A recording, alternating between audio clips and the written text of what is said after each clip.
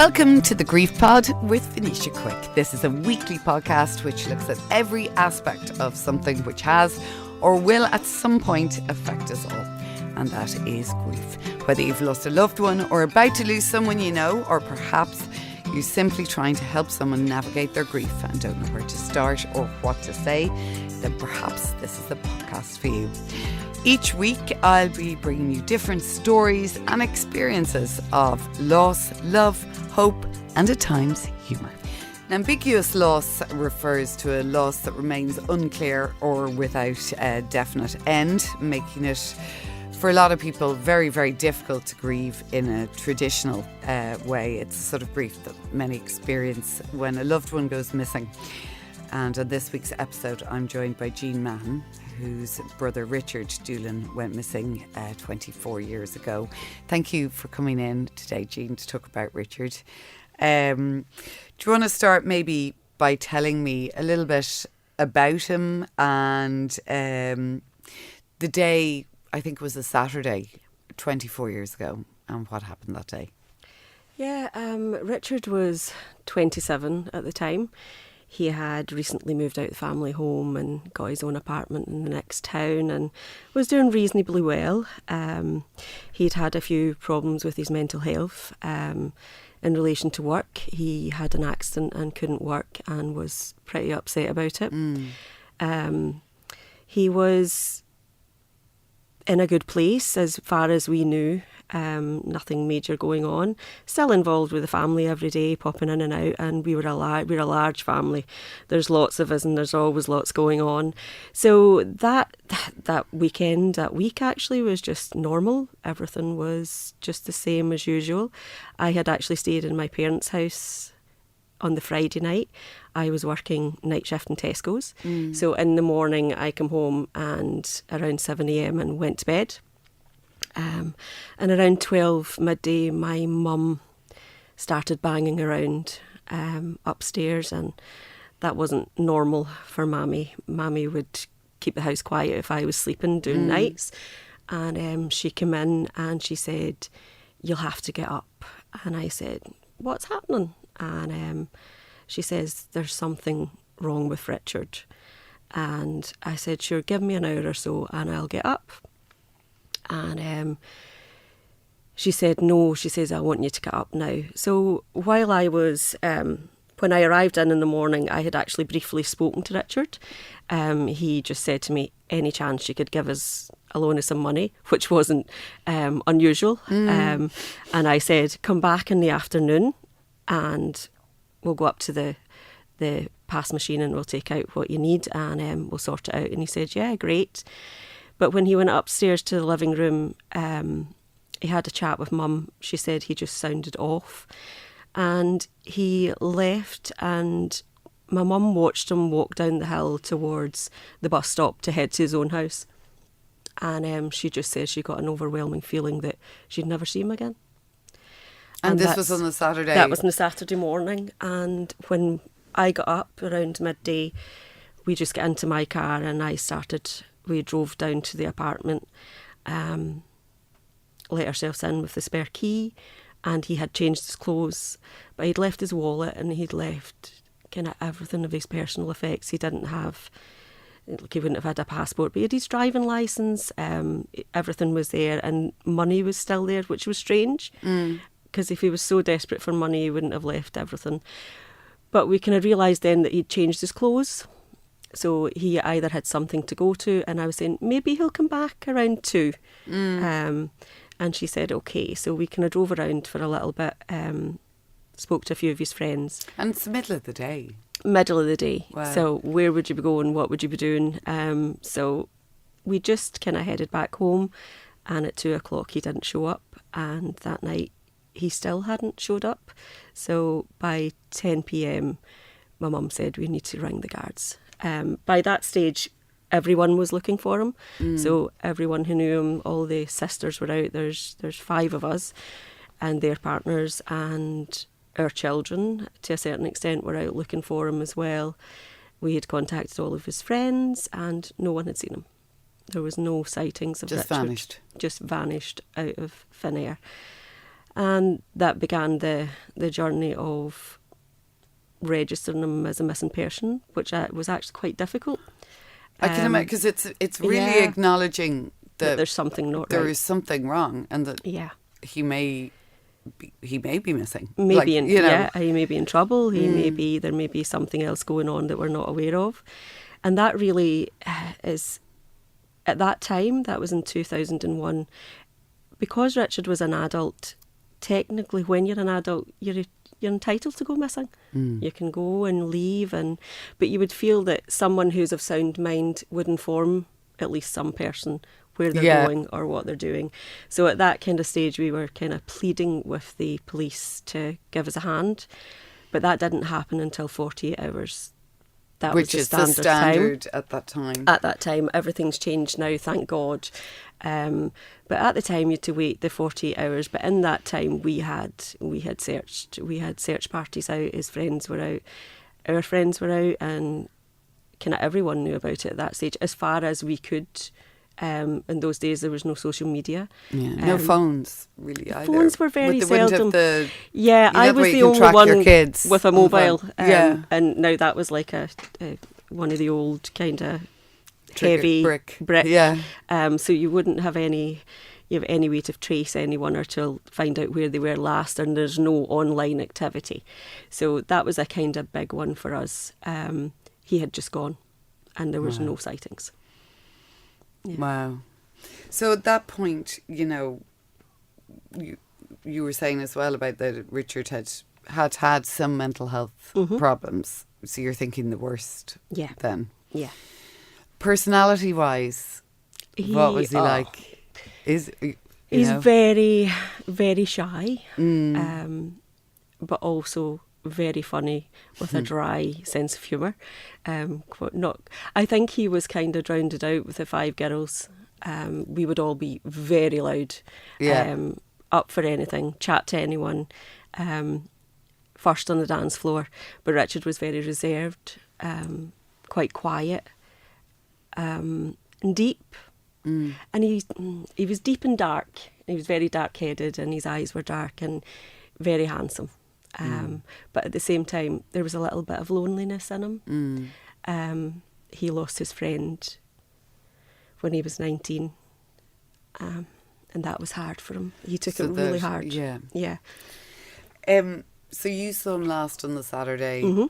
Then all this happens. The weeks or the days, the weeks, the months that came after that. And I mean, I'm sure from the Saturday to Sunday, it's the hours. Yeah. And then it goes into the days and the weeks and the months. How is that, like, you put in your head what that must be like, but what is that like? It's like, when do you start to have a normal day? Or, is that even a thing? I don't think we ever had a normal day since. Wow. It's very strange. Now it's different days, but you won't be normal again. For me, all the girls, my sisters, all stepped up, all wanted to do something, so we all did it in our own way. We went looking, we went to different places. I myself was working a few jobs, so I decided there was a big recruitment drive from the social welfare. So I decided that I was going to join the social welfare for a great career, but it was to get in there and check out if Richard was still claiming benefits. Wow. Now, I know that was something. Now, I got the job straight away. I got a lovely job in Glasgow. So I was on trial for 6 months. So those days I would come out at lunchtime and I would go to every homeless setup, where you would go and get your lunch. It's quite similar to the Peter McVerry here. They give you your lunch. So I would go and I would ask again, introduce yourself, and anyone seen Richard. And then by that stage they all know you, they get used to you. And then kind of settled in. After my 6 months was done, I got a promotion and got moved to a separate building where I could get access to Richard's files, so I could physically see what he filled in.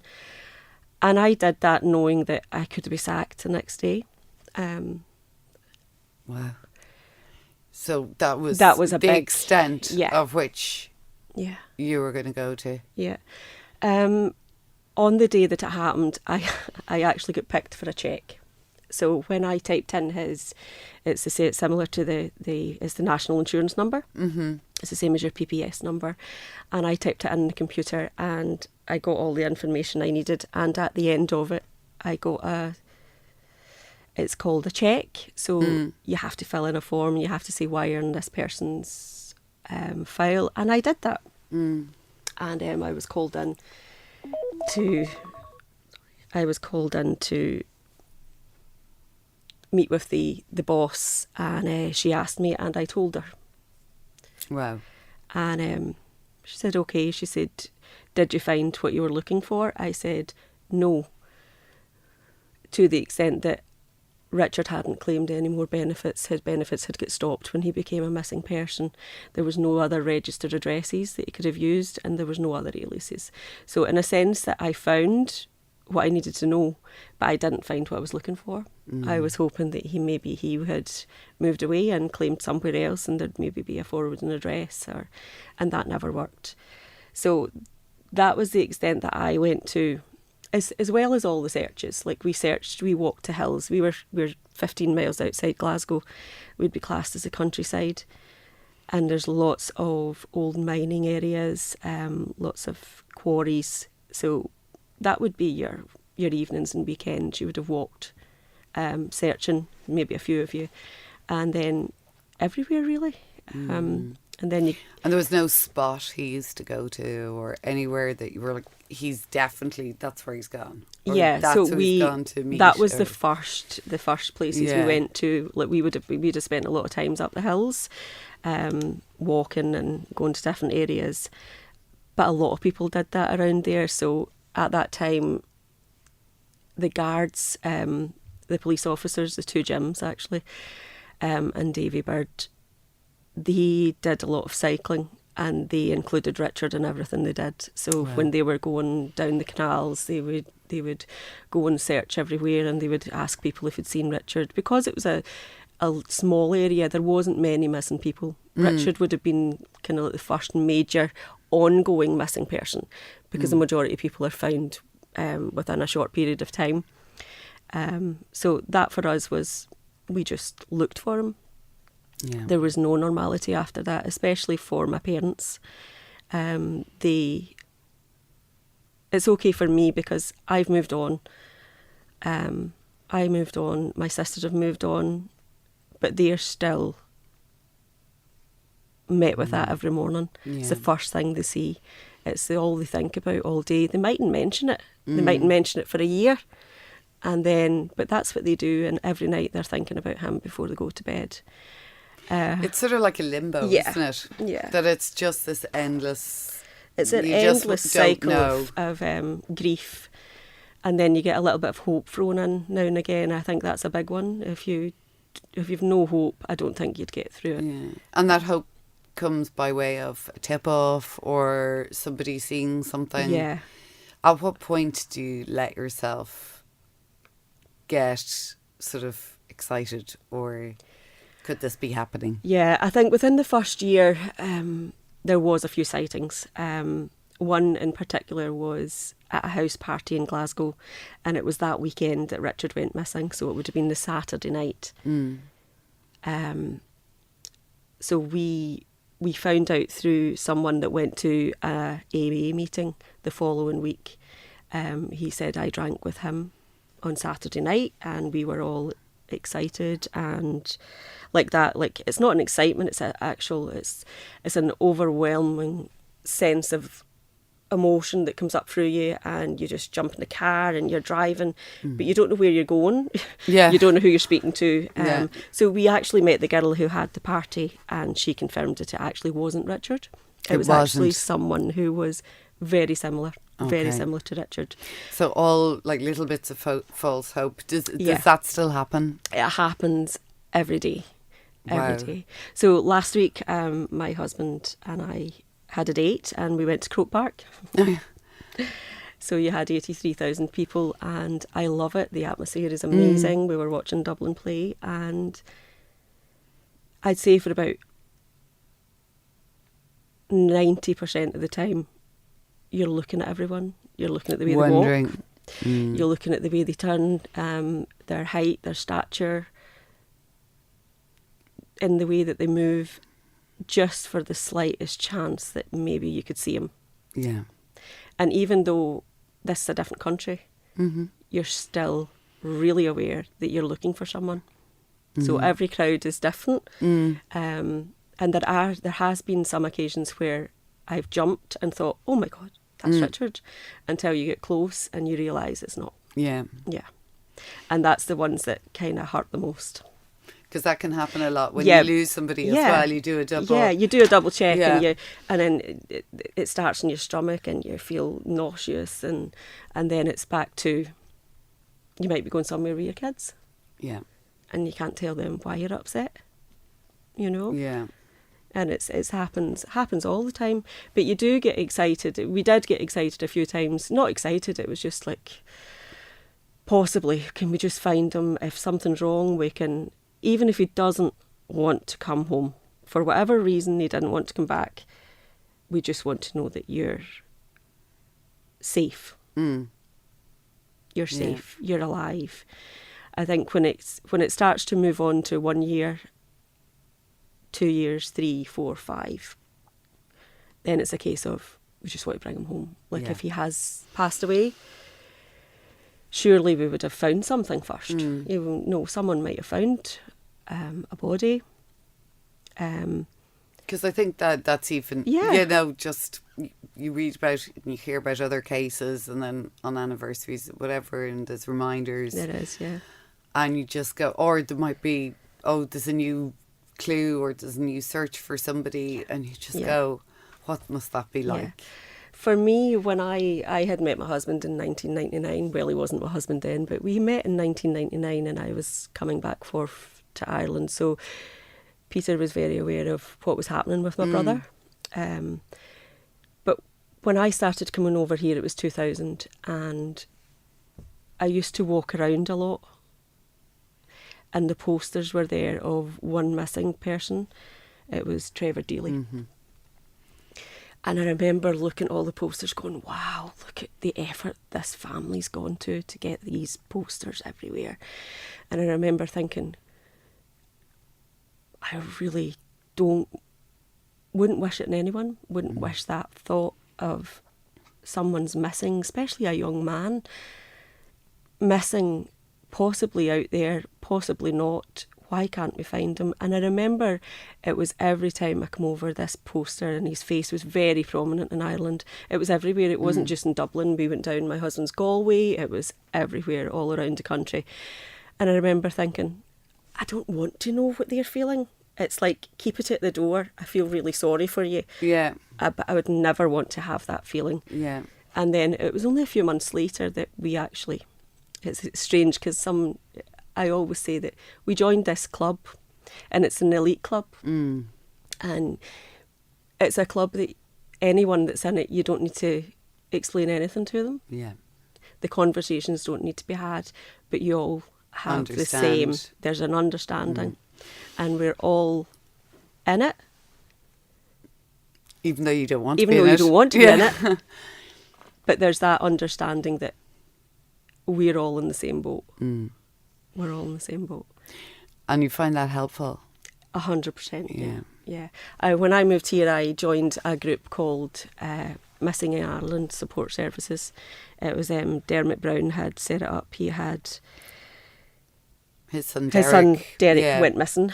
And from his experience, he focused on the actual missing part of when someone goes missing. So with him, and there was lots of really wonderful people, some who had missing persons as well, and others who had the interest to help and to volunteer to help.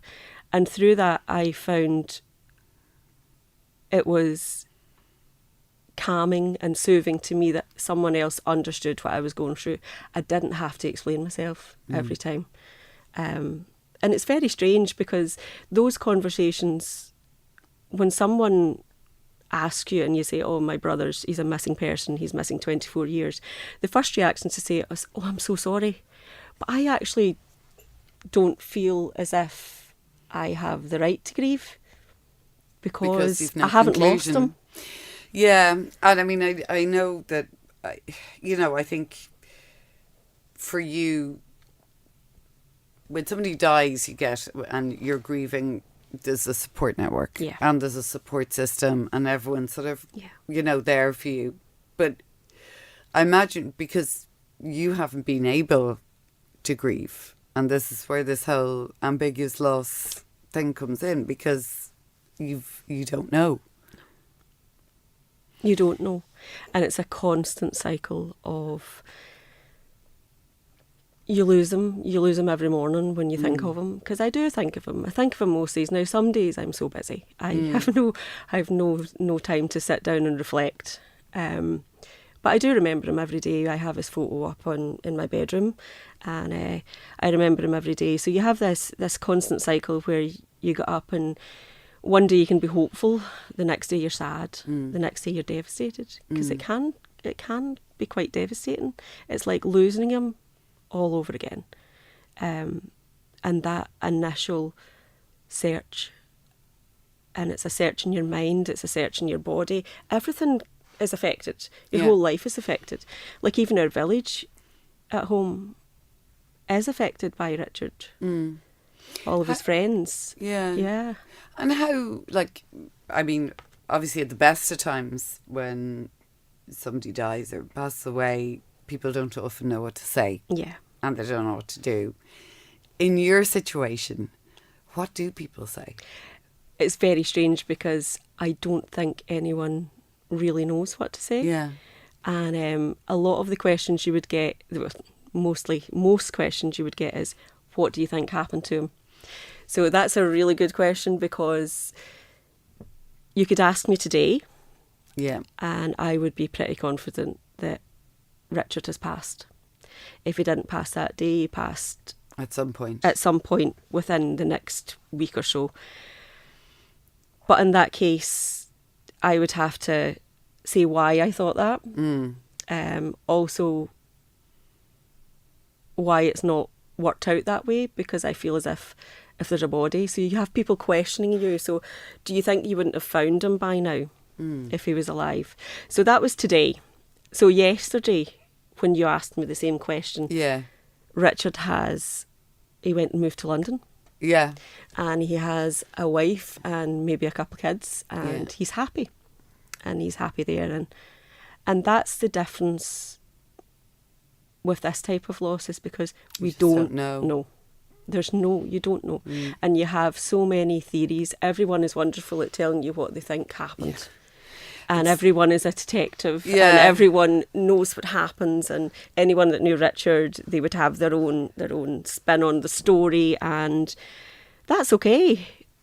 But the story is that we still don't have him. We don't have anywhere to grieve. There's nowhere for us to go. We don't have a grave. He was 50 2 years ago, and we had a garden party for him. It was actually for my parents. And we bought this lovely bench, and they made a little dedication to him on the bench. And that was a lovely day. Yeah.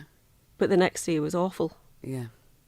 Because my father coped really well the day before, and the next day the two of them they were back to the day that he was gone. Yeah. You know, even though they enjoyed seeing everyone coming, and a lot of Richard's friends came to say hello, they've all moved on, their families, and doing different things. Do your parents, do you find that comforting to see his friends? They do, yes. Yeah. I think they do, but I think also once they've had that initial contact with the friends, it's quite heartwarming. They talk about Richard, and they talk about things that we didn't know about him. So they've got to hear all these little stories. Now, it mightn't be a big story. It could be he was a great guitar player and singer, but he wouldn't have immediately stepped up to the fore to do it. He might have waited till kind of later on in the party and get the guitar out. And he was good. He was very good. He was a good singer and good guitar player. But my mum and dad would never have heard those stories. So it's nice for them to do that. But then that was wonderful and they're picked up, but the next day they're down again. Yeah. Where is he?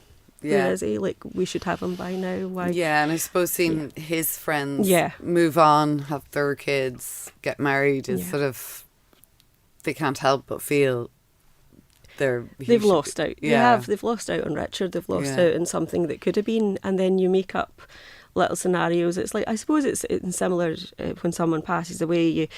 You actually mourn for a life that they didn't have. Yeah. That was Yeah. one of the big ones. But for Richard, we're mourning for a life that we don't know he might have it. So Yeah. there's a difference. But then there's maybe 10 versions of that life that you actually think about, and you think about in great detail. But then when you get to the end of all that thinking, you're emotionally and physically drained. And then the next day you start again because that little story didn't work out. So maybe there's another one. Yeah. So you're constantly creating scenarios Wow. that maybe Yeah. bring out some sort of closure. That Sort of thinking as well about what we just said about, you were mentioning Dermot Brown. yeah, And I was reading somewhere that I think one of the most difficult things he found was the sort of the theorists that are out there, and you know, have you had some of that Yeah, I've crazy had it. Yeah, you have stuff crazy where you stuff. just So, go, yeah. look, One of them was a sighting actually, and it was out on a boat up the north of Scotland. He was on a fishing boat in the north of Scotland, and we actually appeased this woman and went and met her, and she was convinced it was Richard. Yeah. She was very convinced it was Richard. And that kind of stage, you're dealing with someone who's not emotionally stable. yeah, But she had her ideas, so she Yeah. thought Richard had moved up and he just wanted a life of solitude, so he must be around the island here somewhere. And while it was a wonderful scenario, we knew that, one, we've searched this area and he's not here. And two is that we might just be having someone that's a bit lonely and maybe, Yeah. But then you have the people, you meet these lovely people that are so well-meaning, and they try to give you advice about what could have happened. So maybe he committed suicide. That would be a big one that you would encounter with missing persons. Maybe he committed suicide, but they try to tell you where he done it. oh, like Have you actually searched? So there's certain areas. Yeah, yeah. Have you searched this area and have Yeah. you searched that area? And I think if Richard was, if he was unwell and not feeling well, that he would have went here. Yeah. So you actually have to listen to these people. Okay, because it's done in the best. It's done in the intentions. best of intentions, Wow. but then it's But just that's another layer. another for you. layer of wow. Yeah. What do we do here? Yeah. What do we say? So, not to say that we haven't thought of all this. Like, we might have had the same situations, but people, it's very evident now with social media when someone goes missing.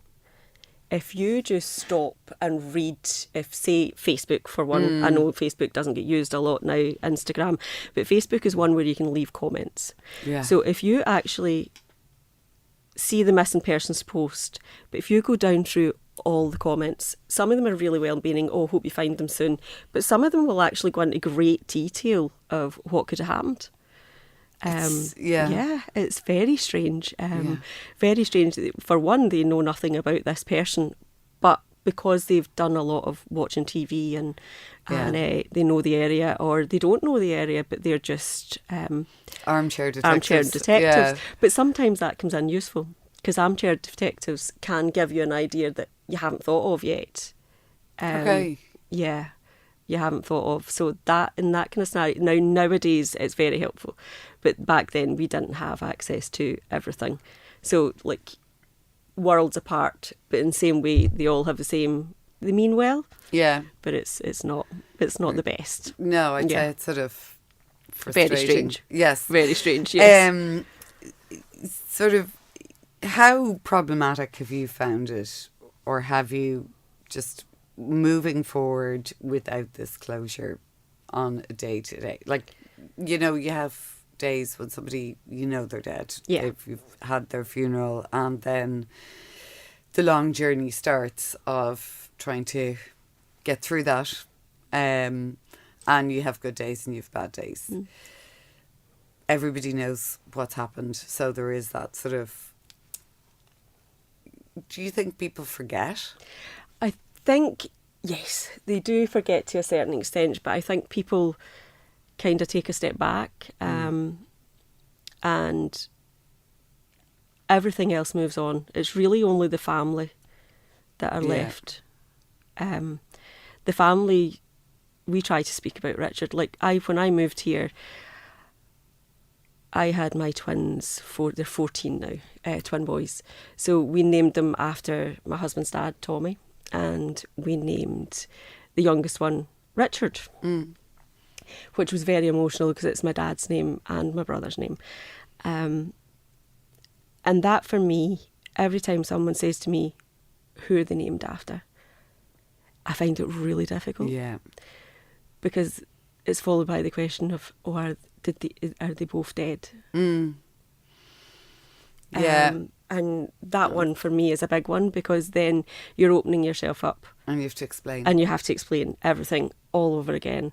Sometimes I can meet it with, oh yeah, it's fine. Oh, don't worry, that's fine. But sometimes you can walk away from those conversations and you can be shattered. And then you're thinking again, you're back to the start. You're hoping that we'll find them this year. And it doesn't always work out that way. Yeah. It doesn't always work out that way. It's a continuous... Yeah, and it's hard to get back on the horse of, we'll go looking again. Because the Mirror, I know the Irish Mirror have started a missing campaign. That's right, and they're like looking at different cases. And one of the things they've focused on is the forgotten. Yeah. You know. There is a lot forgotten. How do you keep the forgotten in the public eye?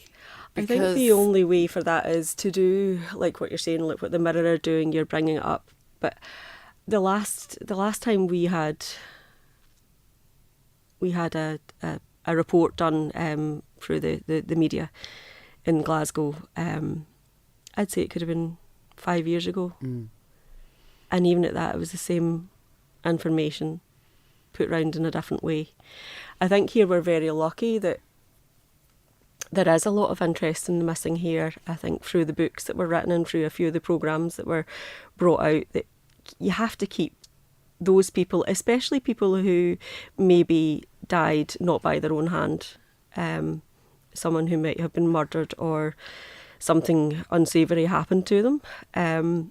I think those ones you have to keep trying to promote it, trying to get out there, keep the name. Yeah. It's their name more than anything else. A lot of people that disappear, quite like Richard, they go under the radar, and then you get people asking, "Oh, I thought you'd found him." Oh, yeah. And that one's like, "Oh, geez, yeah. When did we find him then?" You know, that was it. So actually, this year I went home. My parents are quite unwell now, and my grandchildren live back in Glasgow. So I was doing kind of both. I went to see. Sonny was graduating from Montessori. He's starting big school, and he's 5, and Mila's 8. So I had went to the graduation, which was wonderful.